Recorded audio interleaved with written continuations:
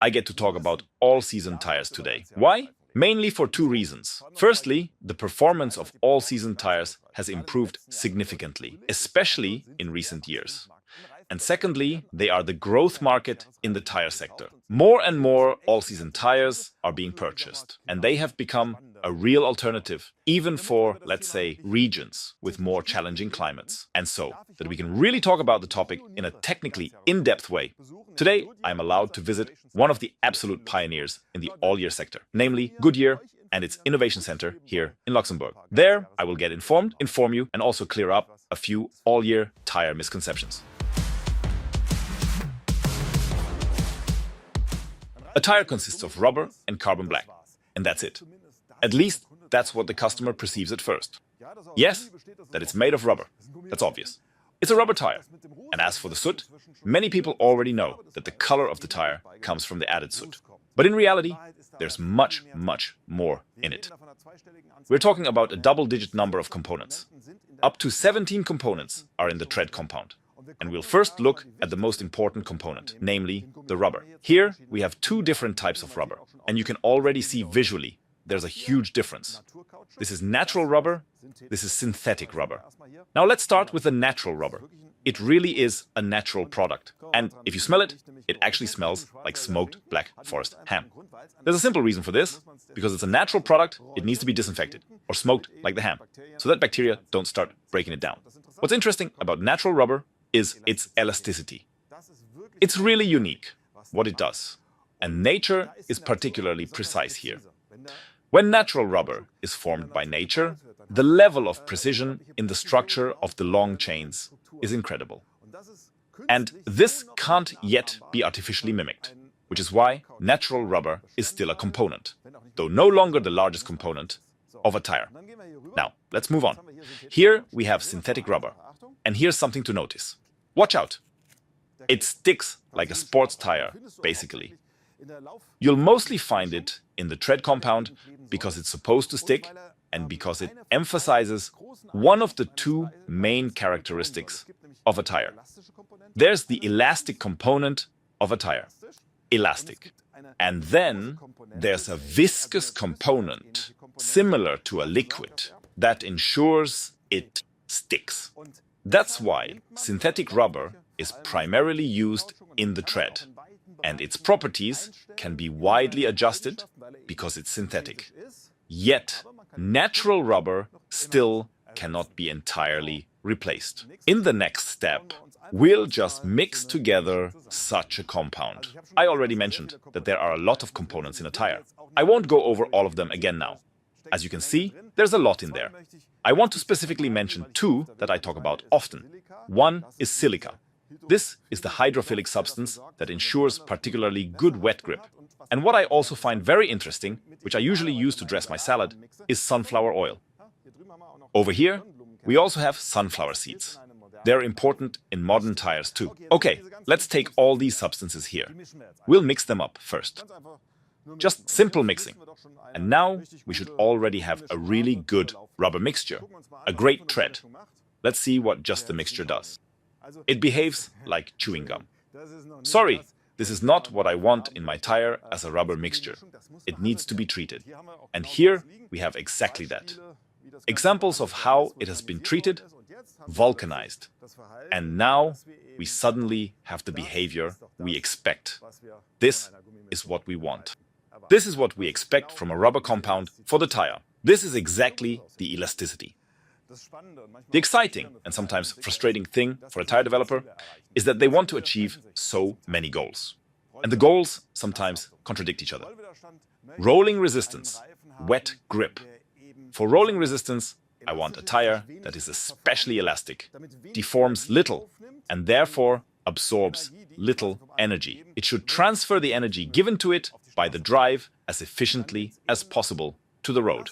And then there is also wet grip. For wet grip, or grip in general, it is better if I have a more viscous material, one that sticks to the road. And these two basic characteristics of a tire, it must master both of them, but also combine them in a virtuoso way, you could say. And we can take a look at these two rubber balls. Both are black at first. you don't see much difference. The difference is just that here I'm dealing with a viscous rubber compound that behaves more like a liquid, like honey or something. Viscous. Let's just see what happens when I drop them. It falls like a stone. There's hardly any bounce effect. The energy that goes into the ball upon impact is mainly converted into heat in the material, and not necessarily into a bouncing effect. So now, let's take an elastic rubber ball. Watch out! And then we see it starts to bounce. The energy stays in it for a very long time, and with this ball, I would also theoretically have, as you can see how it rolls, a much better rolling resistance than with the other ball. Look, this one is still rolling, and the other one stops. And that is precisely, if you might come back again, that is precisely the big difference, and also the conflict of objectives that exists. But from this, you can see these two fundamental properties of a rubber compound, viscous and elastic. So, we've now mixed the rubber together. Now, we just need to shape it, and then we're done. No, there's still a crucial step missing. We need to give the whole thing a structure. We also need a framework. And now, there are various materials that can be used for that. This can either be a polyester like this. Such mats, they look a bit like the blinds at home on the windows. Or you can use very thin steel wires. For example, they are here at the top, in the carcass. Or you take really thick ones. These are not threads, but steel rods. Here at the point where special strength is needed, because that's where it contacts the rim. And since I have this here in my hand, we can talk about two things that are quite interesting. For one thing, the sidewall here needs to be really soft. This is essential for comfort, to create less resistance. And there's a point where a tire developer might theoretically complain. That's this bulge here. It doesn't improve the tire's properties, but is solely for rim protection. Because many people hit the curb with the rim, so they have this rim protection. It's actually a lot of rubber in the wrong place, but it is necessary since rims are expensive.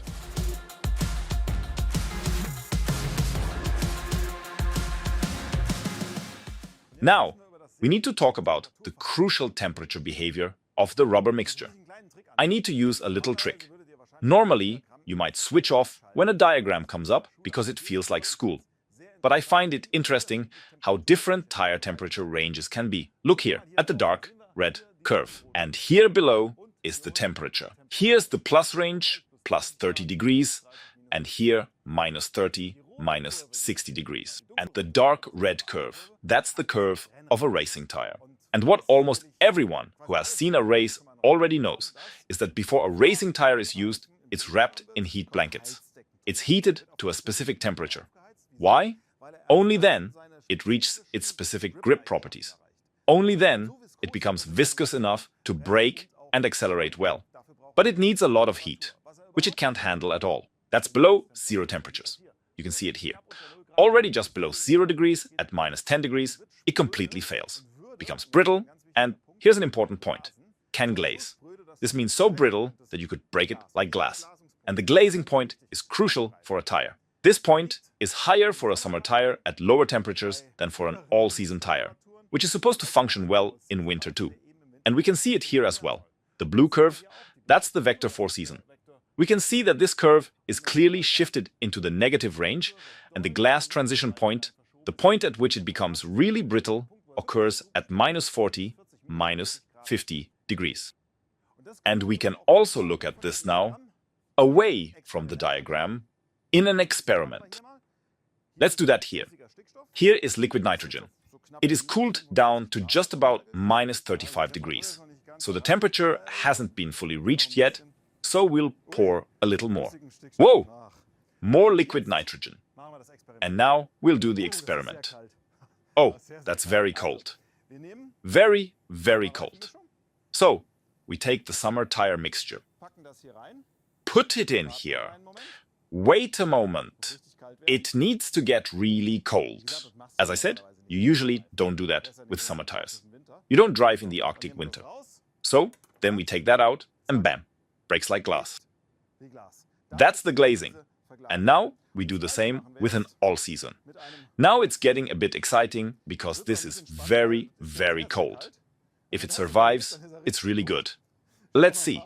Actually, it's a bit too cold. To be honest, we had minus 35 degrees earlier. Now we're at even colder temperatures. But let's see what happens. So, we take it out. Wonderful. And nothing breaks there. It just stays even in severe negative temperatures. And here, you can come here, take a look at it. At minus 55 degrees, I was a bit worried if it might break. It remains flexible. And that's a crucial point. So you can still maintain contact with the road in winter. And therefore, also grip. And now comes the big question. How can I manage to bring together these different requirements? Especially with an all-rounder like an all-season tire. It wouldn't be possible if the tire behaves the same under all conditions, if the rubber compound always behaves the same under all conditions. But it doesn't. There are mainly two influencing factors. One is temperature, and the other is deformation frequency. And especially with the deformation frequency, you can do a lot, or the tire helps you a lot there. We can take a look at it here. Such a tire really has deformation frequencies that range from 1 Hz up to the million Hertz range. And this is also shown here very nicely. I have an area where it concerns rolling resistance, very low frequency from 1 to 10 Hz. And I have an area that deals with traction. In the 4-digit frequency range, and even 5-digit. By the way, just as a side note, those who are drifting or have wheels locking are even in the megahertz range. The fine vibrations, the very fine vibrations that occur in the tire. And these frequency ranges are indeed spread apart. And with that, you can manage to design a tire that covers both of these aspects, because they are so far apart. And if we now look at the stimuli in the higher frequency range, then it can already be translated like this. The behavior of the tire at higher excitation frequency is as if the temperature is dropping. Eventually, at some point, even at a low temperature, we will have a tire that no longer turns. Here, drift or blocking tires, I also have a very high frequency. You can see these similarities. And that's exactly the point where the tire developer can step in. Yes, depending on the temperature and excitation frequency, the tire behaves differently. And with that, it is possible not only to create a compromise, but also a tire that can truly do both in many areas. Now, we come to a small misconception, namely that I cannot bake my own tread compound. Well, I can now. And if it's a bit loud here, it's because a fan has to run. I just speak a little louder, and now I'm really making my own mix. Everything live here. It beeped loudly again. But now, let's first take a look at the natural rubber. Smells like a black forest ham. And now I throw it in here. And then we can watch the first batch getting shredded. I think it will crack properly. Give it to him. Yes. But you don't want to stick your hand in, to be honest. So I think I can add more now. Wow. And that one too. You really don't want to stick your hand in there. Now we just have to wait a little bit. In the meantime, we can take a look in here again. Back to the initial misconception, that there's just a bit of rubber and soot in there. There is indeed soot. That's what gives the color. But there are so many components in here, it looks like chocolate beans. Even my grandma didn't put as many things into her cake as there are substances in this tread. So, we can take another look. So now, just a quick confirmation. Now I can add more. Wonderful. Push it far forward and then add it.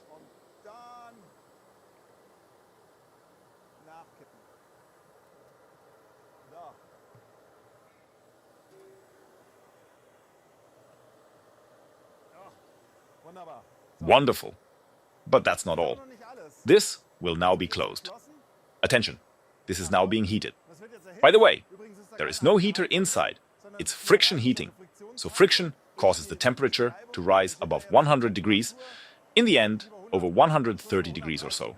And then everything is mixed together here. And we need to wait a little bit. Then we pour in some oil mixed with silica. After all, We want a tire that works really well, even in wet conditions.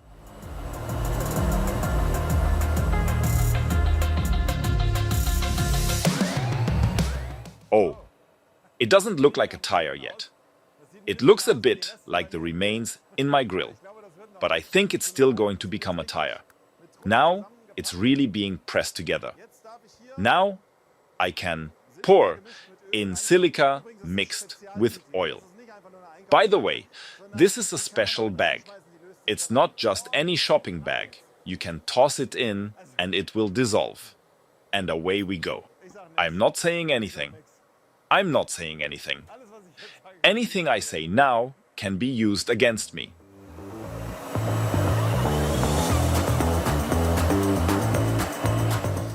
I can't bake, but here I've baked my first tire mix myself in a big batch.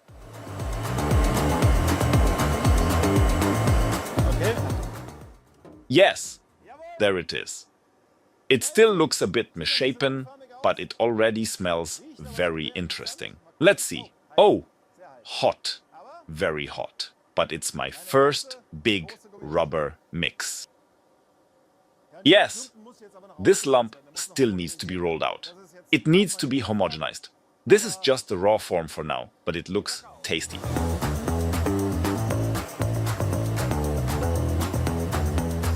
Oh, it's like a pasta machine, isn't it?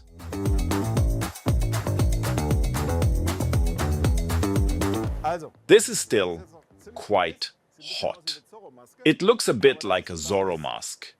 But this is the base for our thread. Just to reiterate, this is an all-season thread that I just mixed.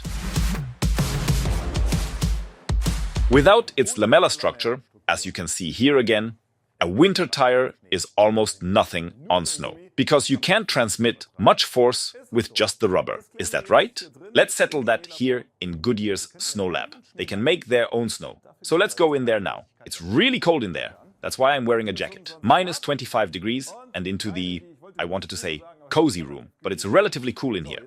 So let's go to the back now. Right there at the heart of it. Right here. There is a snowmaker in there. Depending on the humidity and temperature, they can develop different types of snow. And you can see that here as well. Up there, for example, we have typical snow, which looks very nice.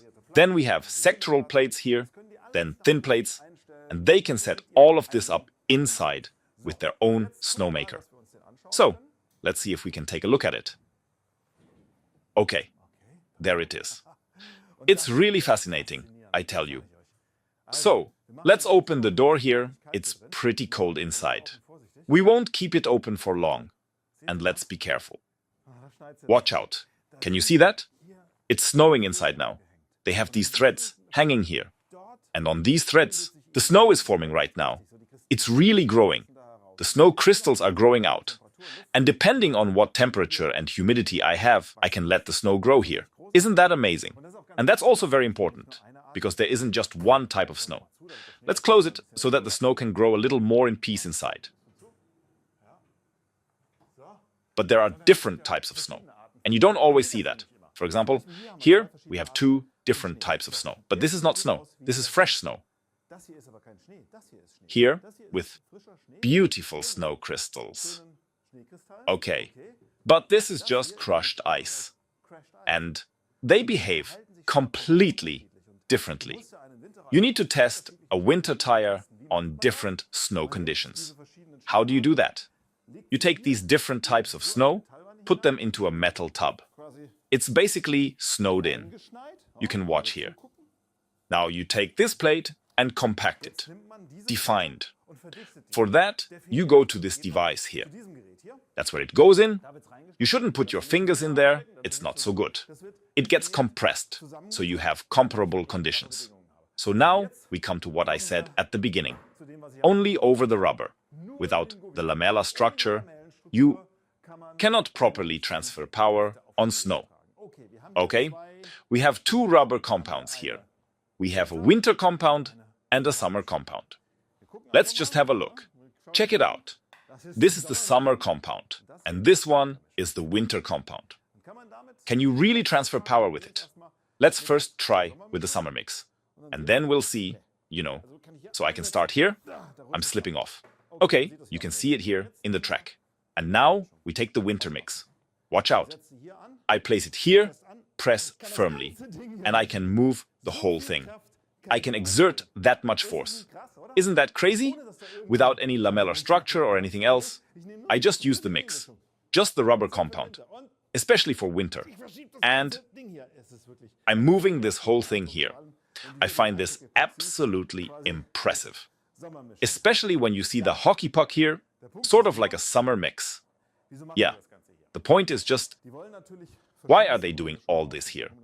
They want to try out different rubber compounds. They've got these little stamps, then they've got the defined snow.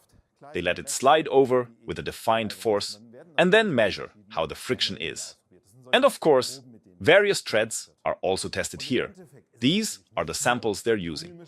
And ultimately, of course, it is not just the rubber compound, but then the sipes also come into play. Because the sipe ensures that the snow grips, creating additional forces. Snow on snow holds particularly well. And just as extra info, if you look at whether you have freshly fallen soft snow, lightly compressed or strongly compressed snow, it also affects the stopping distance. On freshly fallen snow, the stopping distance is the longest. Lightly compressed, it's shorter. And strongly compressed snow results in the shortest stopping distance. And one more thing in the end, which I find exciting. When you look at a lamella from above, it initially looks only 2D, as if you just have a waveform here, where the snow digs in, so it can build up the necessary force here. So, now let's pull the lamella apart, and then we see it has a 3D structure inside. I also find it fascinating how they managed to do that in production. And the advantage is, I have a tread that holds well on snow, but is also very stable and doesn't move much. Crazy! And here again, just because it's so great. Hockey puck and power transmitter. Awesome.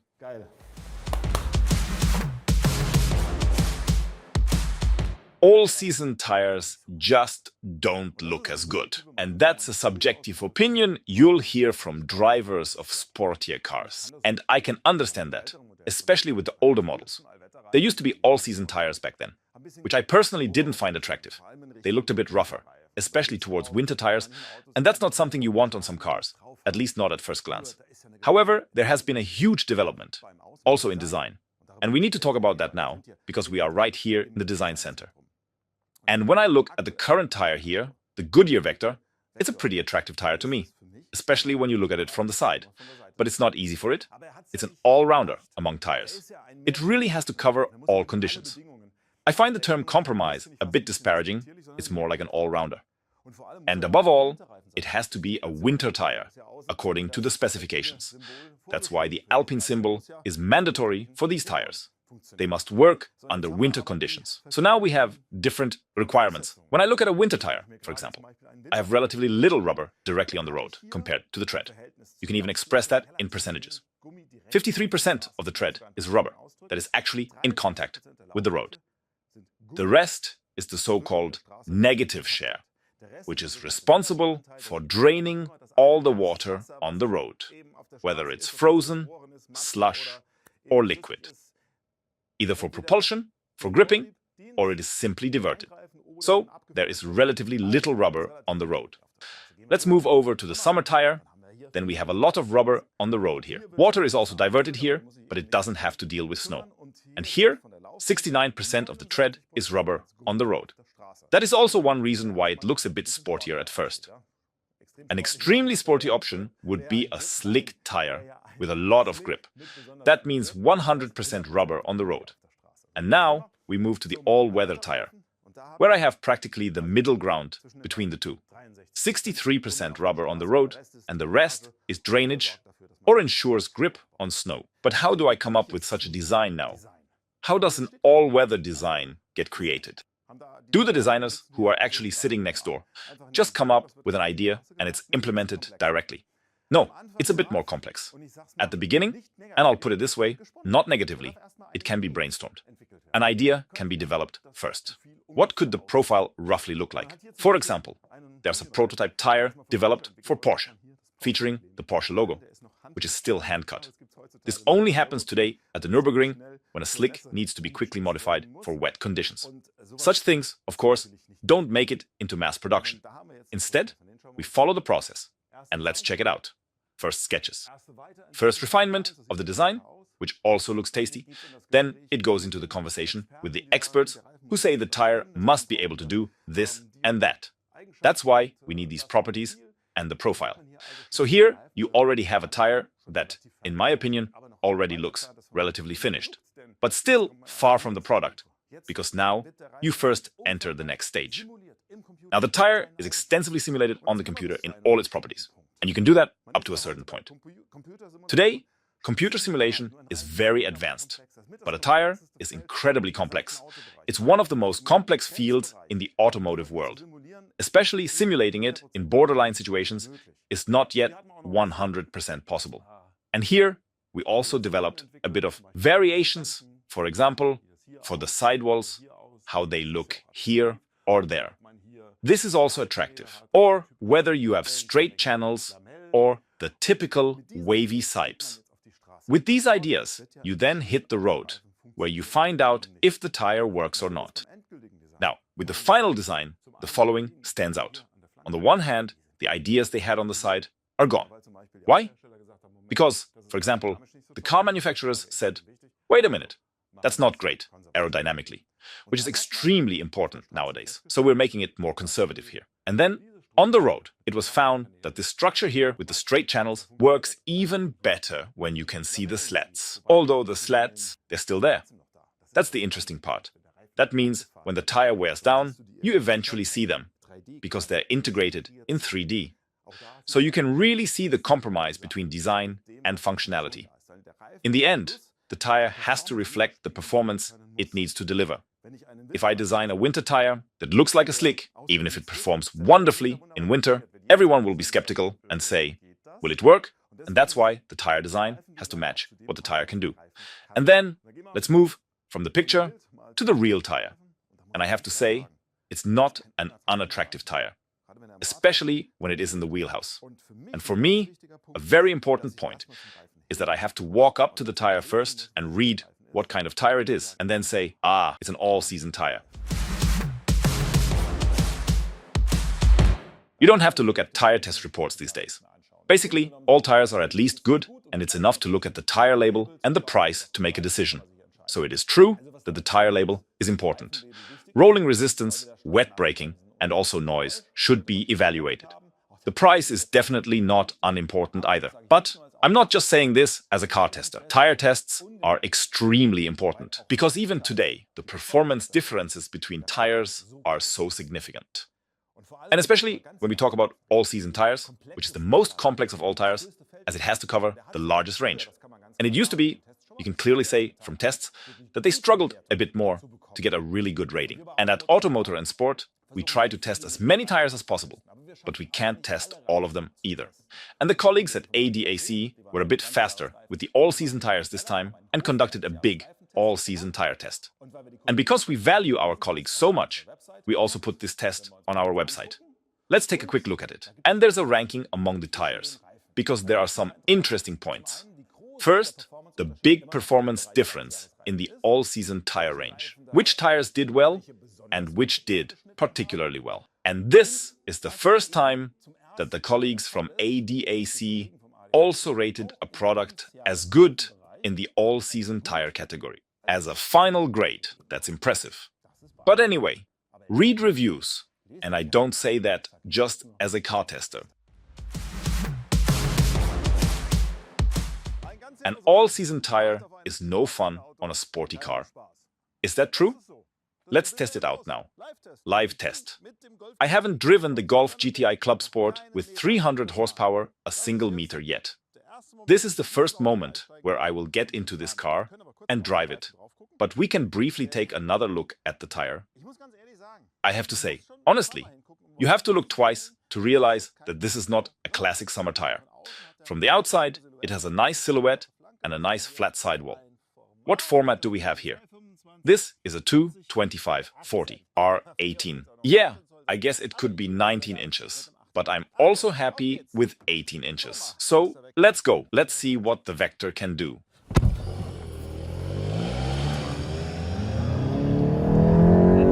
All right, good. So that was accelerating from not quite 40 kilometers per hour. If I did that with a winter tire, the front wheels would already be spinning here. But it did pretty well. I admit, I'm still a bit skeptical. I mean, as a car tester, I've driven too many cars with too many different tires. And with all-season tires, there were some mixed experiences in the past. That's why I'm excited to try this one now. But on the first few meters, it's performing surprisingly well. Visually, I don't think it looks bad either. The only question is, how does it handle in the corners? Is it a tire that brings the virtues a GTI has? To steer pretty nimbly despite front-wheel drive, to provide traction? Does it do that too? I'm quite sure it brakes well, because I've experienced with many all-season tires that they now bring impressive braking performance. They don't lag behind summer tires anymore in that regard, but handling such complex loads while cornering is another matter. The GTI here is also a good representation. It's not too sporty, but it already has 300 horsepower. A front-wheel drive car, like most cars on the road. This means we are dealing with a sporty car, but not excessively so, just suitably. To have the experience, is this the right tire or not? Because, let's be honest, we need to keep things in perspective. I wouldn't put all-season tires on a Porsche or Ferrari or even an M3, of course. That's what the specialists from the respective manufacturers are for. But for everyone else, you really need to check this out. I can tell you quite clearly, if you put an average driver in here who doesn't know what kind of tires they're driving, and they just drive around normally, even a bit quicker, they won't really notice that there are all-season tires on. But the harder test is yet to come. It's going to get a bit more twisty soon. We can brake a bit harder here. Yeah, that works too. By the way, there are 3 of us in the car. The editor is sitting next to me, the cameraman is sitting in the back. I hope he doesn't get sick. Now it's getting a little twisty. Very nice. Slow down, steer. So, this is a bit harder. Yes, good. That's minimal squeaking. That's a bit less traction. That might be the difference to a performance tire on here, but the rest is really fitting, and at that moment, I have to be honest. It will be difficult for me to tell the difference between a normal and a non-performance summer tire. So, let's brake here. Get in here. Look here. This is important. You can hear a tiny bit, but look here. You have to be able to drive smoothly, very clean, slight understeering. That's important too. Coming out of the curve now is especially tricky.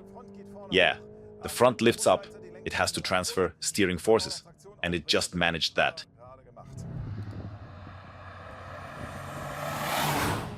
Yeah, it's good, definitely. Very good. Still, we keep it nuanced. If I strap on a Goodyear performance tire now, it can do even better. It understeers less, there's a bit more traction, all that. But compared to a regular summer tire, this is already pretty good. I checked the faces of my fellow travelers again. They had fun too. At least I hope so. Do you understand what I'm talking about? Yes. Yeah? Anyway. I feel sick. Oh. Did you get that on camera? Did you get that on camera? That was the cameraman. He's definitely feeling sick. Very good. I achieved it. Awesome. Watch out. Look here. Bam. That's good. That's nice. So, honestly, this is a damn good all-season tire. This is a bit of a problem right now. I'm struggling with myself in one respect, because we are making a video at Goodyear. So, I am now driving a Goodyear all-season tire. And I am telling you now, this is the best all-season tire I have ever driven. Okay, what would you say? Well, it's Goodyear. What else would he say? Honestly, I'm telling you, it's true. I haven't driven an all-season tire like this before. It's a lot of fun. And the other manufacturers also have great tires. But this one is really awesome.